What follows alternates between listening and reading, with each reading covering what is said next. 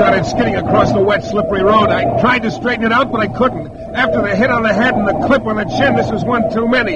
Yeah, this is the third strike on little Mike, and I went out.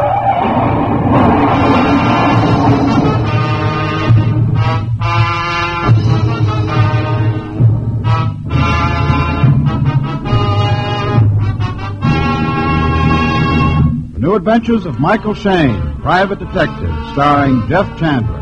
Michael Shayne, reckless, red-headed Irishman, is back again in his old haunts in New Orleans. This is your director, Bill Russo, inviting you to listen to another transcribed episode, which we call The Case of the Borrowed Heirloom.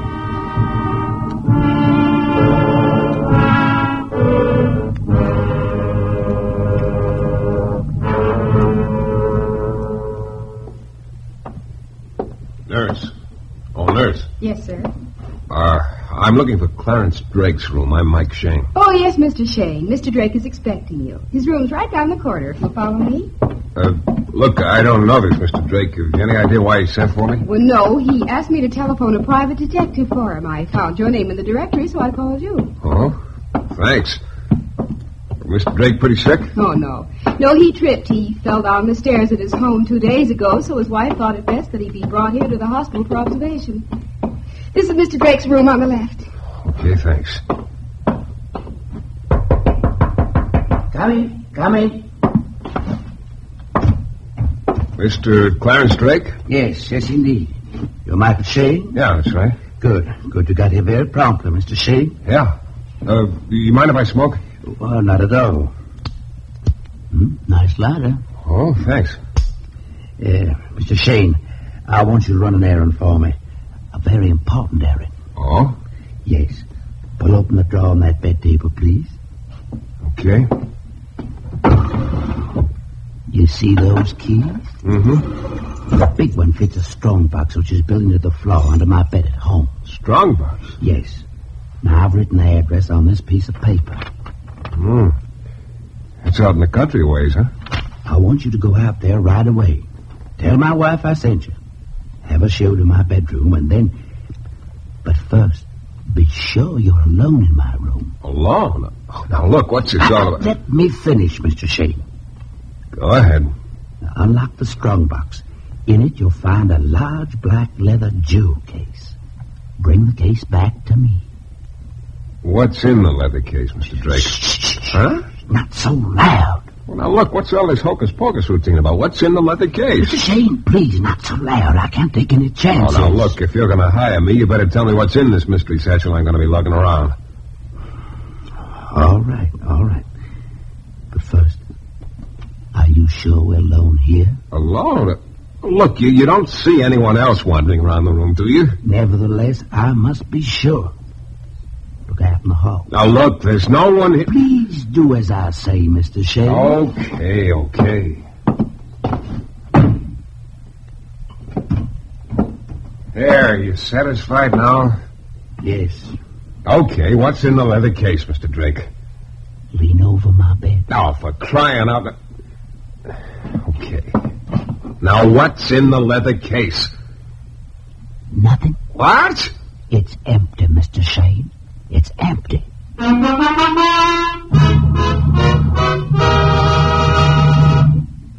a moment, we'll return to the new adventures of Michael Shayne and the case of the borrowed heirlooms.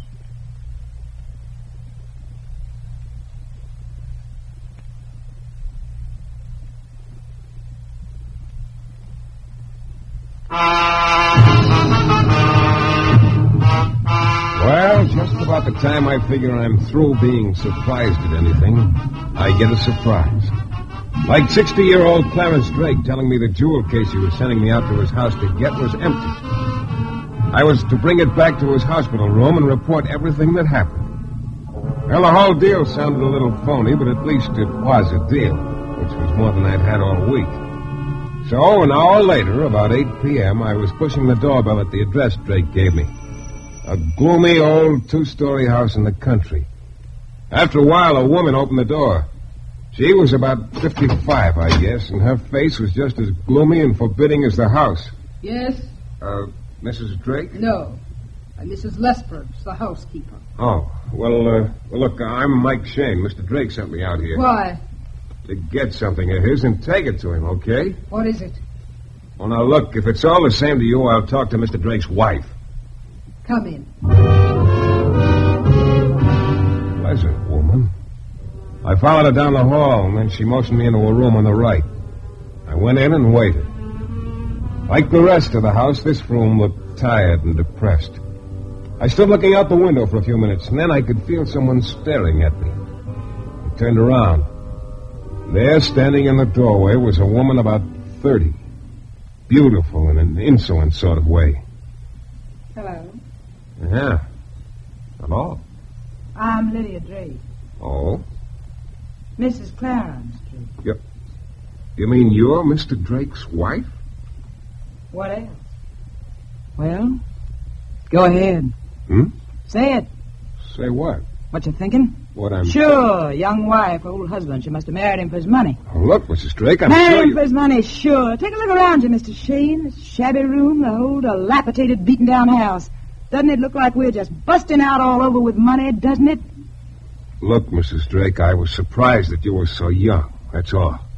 As for why you married Mr. Drake, I'm sure that's none of my business. At any rate, I hadn't thought much about it one way or the other. I know, I'm sorry. I'm out of hearing people talk about me. Watching the expression in their eyes when they look at me. I can't understand someone marrying a man like Mr. Drake because he was kind to her when she was his secretary. Because she was lonely. Oh, what does it matter? Why am I blitting it all out to you? I don't know. You, used to work for Mr. Drake, huh?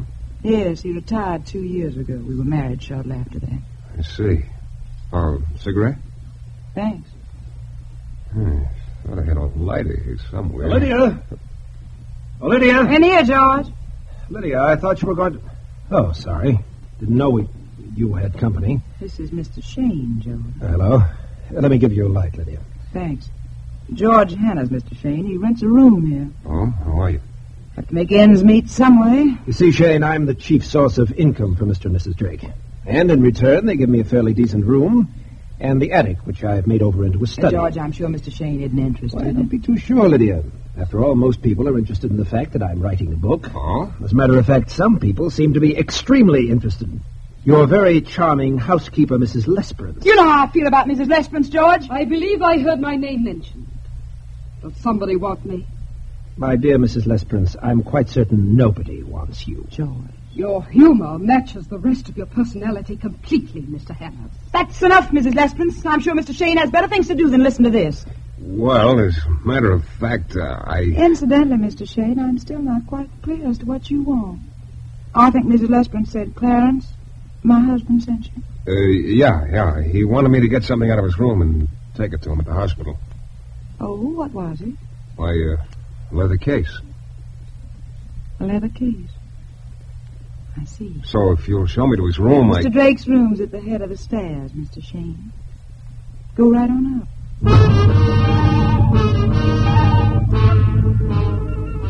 Charming little group.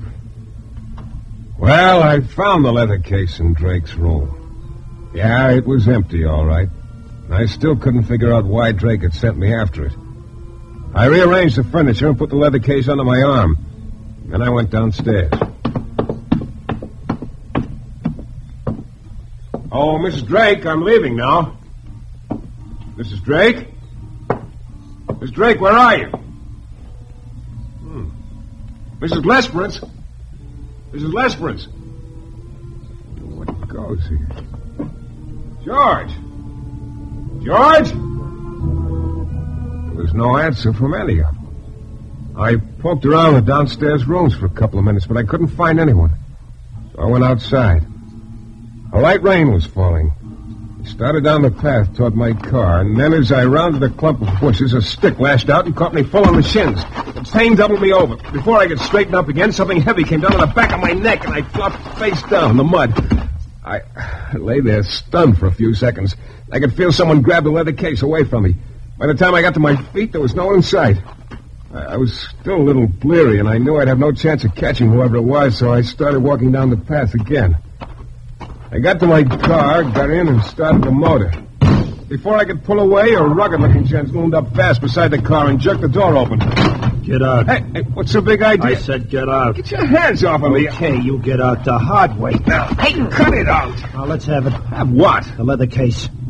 Who are you? That doesn't matter. Let's have that case. Oh, look, Ape, are you the guy that clipped me a couple of minutes ago? What are you talking about? Because if you are, you ought to know I don't have the case anymore. And if you are, I got a couple of things to settle with you right now. Don't stall around, stupid. Let's have that case. I told you I don't have it. Okay, bright boy, okay. His fist drove me back against the car, and he came at me. I put everything I had into a left hook, and I connected. He bounced back a couple of yards and went down. And then I saw him fishing around in his pocket. I figured he was going for a gun, and I also figured this was no place to be any longer. I dug out fast, and I didn't look back. I was on a side road leading to the highway. I made a sharp turn, and then I eased up a little. And then out of nowhere rode a dark sedan. It came at my car fast. And before I knew what was happening, the sedan sideswiped me. My car started skidding across the wet, slippery road. I tried to straighten it out, but I couldn't. I spotted a tree by the side of the road. My car was headed straight for it. I twisted the steering wheel again. No use. The side of my car crashed into the tree and bounced back. Snapped my head like a whip. Waves of blackness started flooding over me. I tried to fight them back. But after the hit on the head and the clip on the chin, this one was one too many. Yeah, this was the third strike on little Mike. And I went out.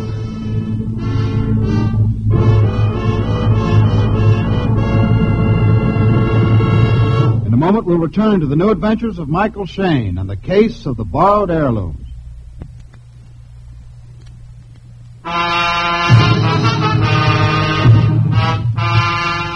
It all started when old Clarence Drake, who was recuperating in the hospital from a fall, hired me to go to his house in the country and bring back an empty leather jewel case. I went out there and met his wife, Lydia, the housekeeper, Mrs. Lesperance, and a guy named George Hanners. Well, I got the empty jewel case out of Drake's bedroom, came downstairs, and found the house empty. So I started down the path toward my car. Then a number of things started happening to me, all of them bad. 1, I was rabbit-punched and the leather case was lifted from me. 2, I tangled with a muscle man near my car. And 3, I got away from him only to have a dark sedan sideswipe my car and send it into a tree. When I came to, I managed to get the car started. Drove to the hospital and went up to Clarence Drake's room. Well, Mr. Shayne, back already? Back already, Mr. Drake. You found my house all right? I found your house all right. Well, did anything happen? Did anything happen? Did anything happen, you ask? Why, you lunatic, I'll tell you what happened. I got hit on the shins. I got hit on the back of my head. I got hit on the jaw. Someone ran my car into a tree and knocked me out. And you ask me if anything happened. Oh, that happened to you? Good. Good. Now, look, It proves I was right. Well, now, isn't that real nice to know? Right about what? Someone is trying to get my jewels, Mr. Shayne. Oh, no, wait a minute. Wait a minute. You mean you were just using me as bait? Well, Oh, now I've seen everything. Of all the... Mr. Shayne, please don't be angry. Oh, no, I should be delirious with joy, I suppose. I should be happy for these lumps on my head and my shins. I'm sorry about that, Mr. Shayne. I really am. I didn't intend you should get hurt. Oh, but it won't happen again, believe me. But, Mr. Shayne, you gotta help me. Help you? No, Drake, you're gonna help me. Help you? Yeah, by never coming near me again. No, please, Mr. Shayne, let me tell you about it. About myself. Okay, tell me your story, but I'm warning you it's not going to do you any good. Mr. Shayne, I was married once before. My first wife passed away 3 years ago. And, well, I don't like to speak ill of the departed, but the plain fact is, she ruined me financially. How do you mean? She kept after me to buy jewelry for her, Mr. Shayne. Was an obsession with her. She used to say she wanted them for heirlooms. Yeah? She was always insisting I take her to jewelry stores and buy things for her. I did. Took all my money. After she died, I realized I was practically penniless. I've had a very hard time managing ever since. Well, I'm sorry to hear that, Mr. Drake. Doesn't sound like such a problem to me. You've still got the jewelry, haven't you? Yes. It's hidden in my bedroom at home. Why did you sell the jewelry? I suppose I could do that, but I'd rather starve first. What? Yes. Sounds insane to you, doesn't it? Yeah, a little. I know. I couldn't really expect anyone to understand it. But, well, my first wife wanted that jewelry to be kept as heirlooms, Mr. Shayne, and so as badly as I need the money, I'd never sell the jewelry. Never. Because if that's what she wanted, well, that's what I want, too. Even though she ruined me, I loved her, Mr. Shayne. Yeah, I guess you did. So, won't you please help me? Okay. Okay, I'll help you, Mr. Drake.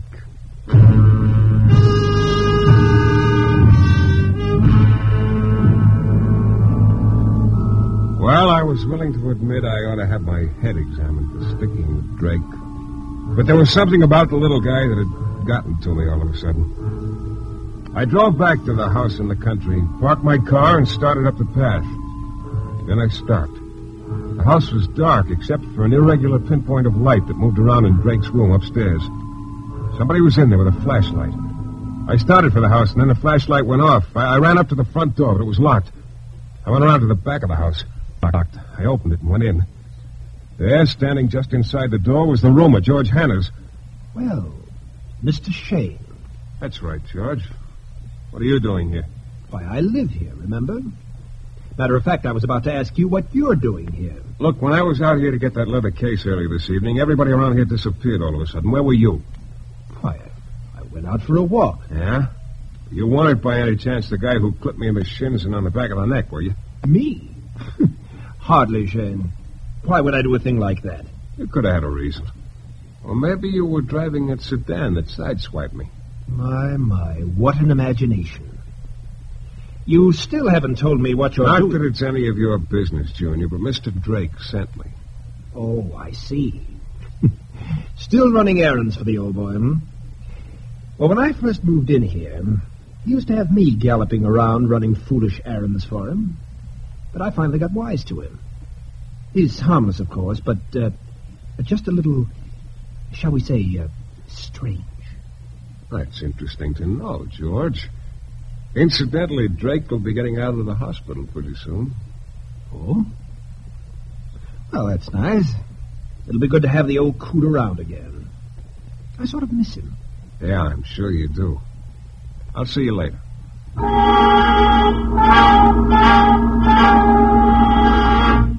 I left George standing in the back hall and went toward the living room.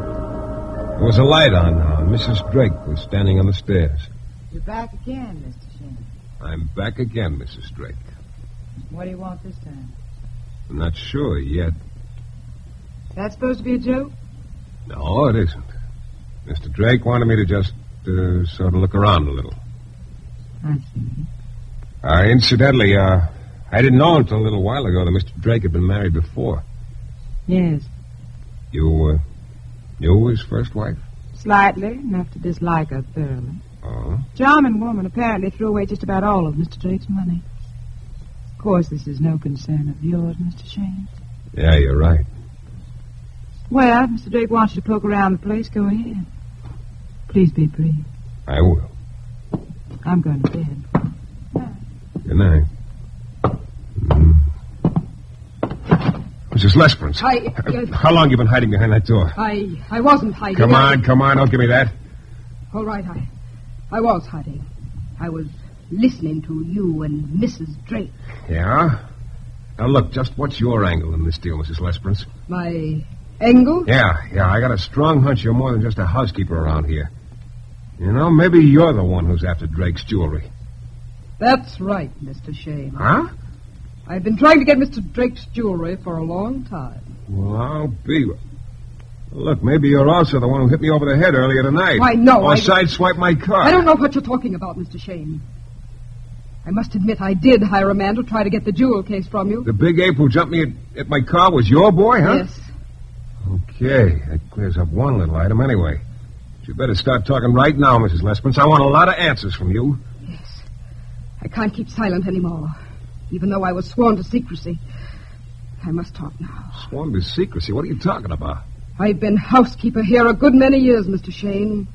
I was here before the first Mrs. Drake died. And everything I've done has been done on her behalf. Now, look, you're leaving me way behind. Let's start at the beginning. All right, Mr. Shayne. But not here. Come to my room, please. We can talk there.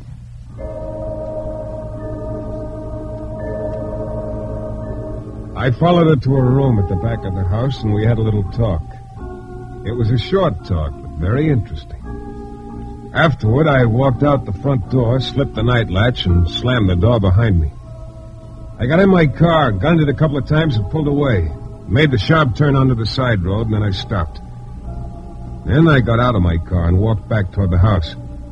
I guess I'd been waiting about 15 minutes when I saw the flashlight again in Mr. Drake's room. I eased up to the house and in the front door, turned the knob to Drake's door softly, and went in the room. Then I spotted a figure holding a flashlight in one hand and prying a panel loose with the other.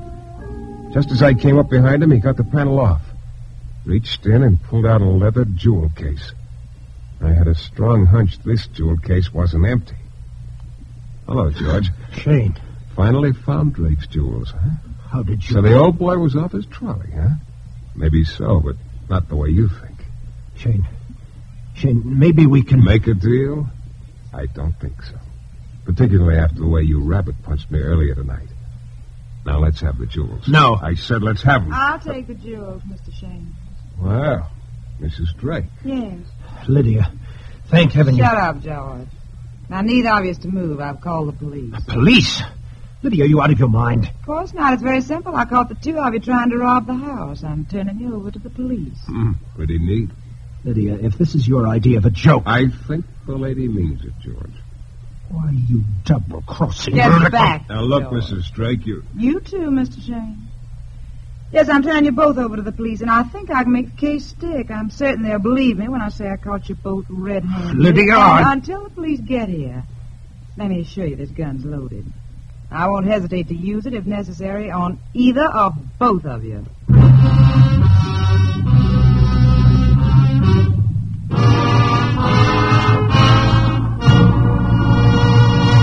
In a moment, we'll be back with the thrilling climax to tonight's Michael Shayne adventure.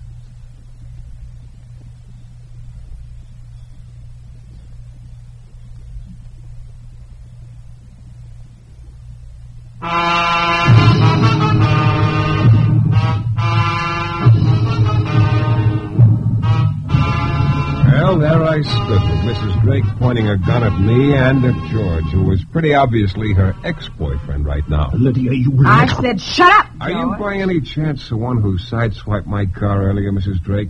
Yes, I thought you had the jewels then. Later, when George told me the case he'd taken from you was empty, I realized the jewels must still be here. All this time you've been stringing me along, while I tore this dump apart looking for the jewels, telling me what we were going to do when I found them. And all the while you were planning to double-cross me. Well, you won't get away with it. Oh, you're wrong, George. I will get away with it, because I've been smart. I wouldn't be too sure of that, Mrs. Drake. Well, I am sure. Why do you think I married Clarence? Why do you think I stuck with him these 2 years? Because I knew he had the jewels and had them hidden somewhere. I knew I'd find them someday and get out of here. See, gentlemen, it's all very legal this way. I'm Clarence's wife, you know. I have a right to the jewels, even though he never wanted me to find them. Now they're mine, and it's all very smart and very legal. What do you mean? What you're getting is nothing, Mrs. Drake. Mr. Shayne, don't try to tell me the jewels aren't genuine. Oh, they're genuine, all right. Take a look at them. Go ahead. They're beautiful. Yeah, and genuine. So genuine, they've still got the price tags on them. Price tag? Shayne, I don't get it. Oh, it's really pretty simple. Drake told me his first wife spent all his money buying jewelry. It was really the other way around, you see. She spent all her money paying off for Drake to keep him out of trouble and out of jail. Out of jail? What are you trying to say? Drake is a kleptomaniac. A what? Yeah, he lifted all those jewels from various stores without their permission. That's a lie. Oh, no, it isn't. I got the whole story from Mrs. Lesperance just a few minutes ago. Drake's first wife asked her just before she died to find the jewels and return them. I guess she figured that way Drake's name would be cleared and she could rest easier. But what you say is true, and These are stolen jewels, and they... Then they're going back to their rightful owners, and I'll take care of that. No, you won't, Mr. Shayne. Drake! Clarence. Stop that gun, idiot. Stop it. Now give me the jewels. There. You know, Drake, up until I got the truth from Mrs. Lesperance, I was feeling sorry for you. The noble gent who'd starve rather than sell his wife's heirlooms. So all this time it's been you and George, Lydia. You and George after my jewels. Clarence, well, what are you... Drake, don't do that. You and George, Lydia, after my jewels. Put down that gun, Drake. Get back, Shayne. Get back. I lunged at him. Just as he pulled the trigger, my hand hit his arm. The slug whistled under my nose and into the wall. And then I twisted the gun away from him hard, and he just sort of collapsed after that. Well, the cops arrived about then. Took over. The cops, incidentally, that Lydia had called earlier. Very obliging of her, she discovered. And that's just about that. Except I got back my cigarette lighter that Drake had lifted from me. And now I'm waiting for the reward, though, on the jewelry. At least it'll be enough to have my car repaired. The next time anybody asks me to go get an empty jewel case for them, or any other fool thing like that, I'll probably do it.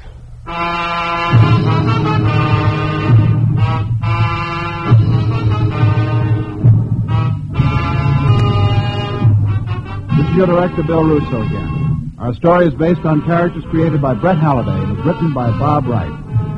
The music is composed and conducted by John Duffy, and Michael Shayne is portrayed by Jeff Chandler.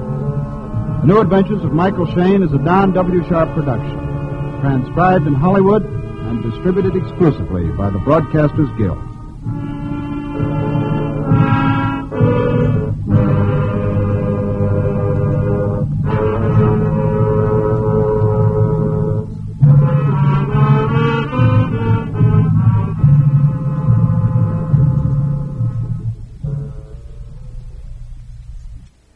Would you like a shout out?